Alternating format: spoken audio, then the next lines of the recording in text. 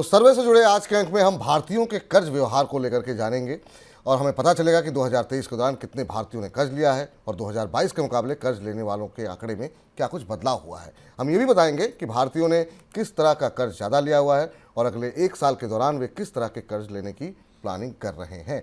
तो चलिए जरा स्क्रीन पे लेकर के आते हैं और इन आंकड़ों पर नजर डालते हैं। तो प्रश्न हमारा ये था, भारत में कितने प्रतिशत परिवारों ने कर्ज लिया है।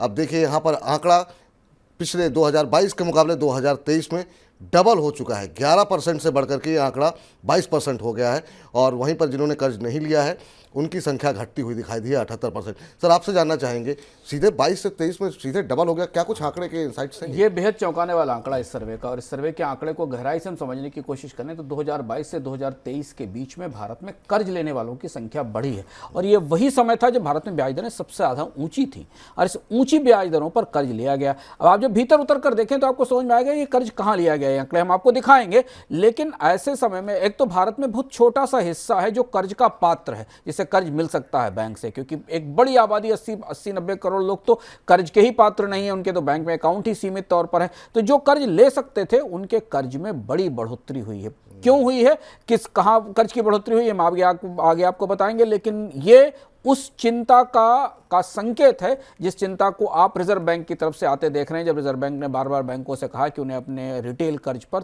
थोड़ी सी सख्ती करनी चाहिए। अगला आंकड़ा देखें तो हमें समझ में आएगा कि क्या हुआ। अगले आंकड़े को जरा स्क्रीन पर लेकर के आइए और किस तरह का कर्ज लिया जा रहा है भारत के अंदर, लोगों ने लिया है पिछले 12 महीने में, ये जरा हम देख लेते हैं।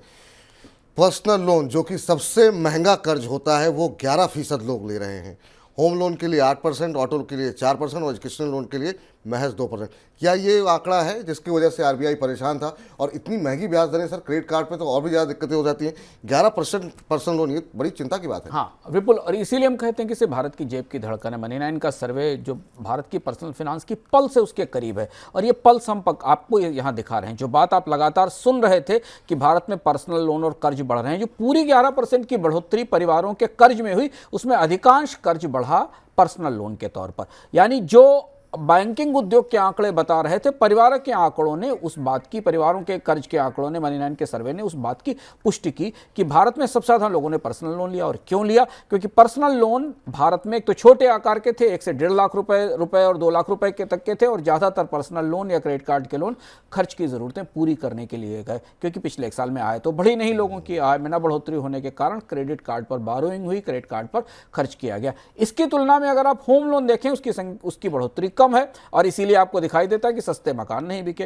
कार लोन जो कि छोटी कारों के लिए लिया जाता था उसकी बिक्री ही बाजार में नहीं दिखाई दी। तो लोन से जो भारत की पूरी फिनांसिंग हो रही थी वो दरअसल डेली की फिनांसिंग थी, ग्रॉसरी की, गारमेंट्स की, इलेक्ट्रॉनिक्स की, इसकी जो खरीद हो रही थी, उस खरीद के लिए जो कर्ज लिए गए उसके कारण भारतीयों के कर्ज प्रोफाइल में या भारतीय परिवारों के कर्ज प्रोफाइल में जो बड़ा बदलाव हुआ है, उसी को रोकने के लिए रिजर्व बैंक को और सरकार को अक्टूबर में दखल देना पड़ा, क्योंकि ये जो पर्सनल लोन है यही वो चुनौतियां हैं। और इसके साथ हम ये भी बता दें, हम आपको बताते भी रहें कि पर्सनल लोन्स का जो डिफ़ॉल्ट रेट है वो भी बढ़ा है, ये रिजर्व बैंक की रिपोर्ट से पता चलता है।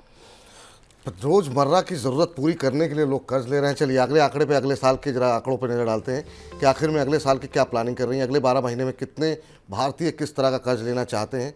अभी भी ये संख्या पर्सनल लोन की घटी है, लेकिन फिर भी बड़ी संख्या है, 7% के आसपास की।